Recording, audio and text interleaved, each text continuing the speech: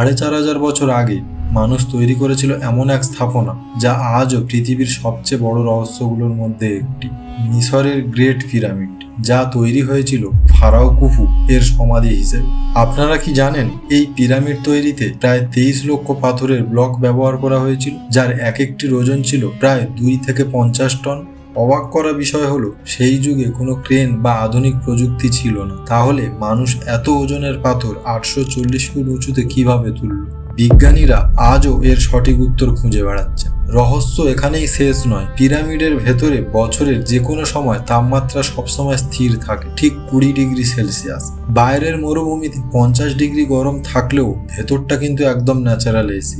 আরও অদ্ভুত বিষয় হলো এর অবস্থান। পিরামিডের 4টি কোণ, অর্থাৎ উত্তর, দক্ষিণ, পূর্ব এবং পশ্চিম দিকের সাথে একদম নির্ভুলভাবে মিলে যায়, যা আধুনিক কম্পাস ছাড়া এটি করা প্রায় অসম্ভব ছিল।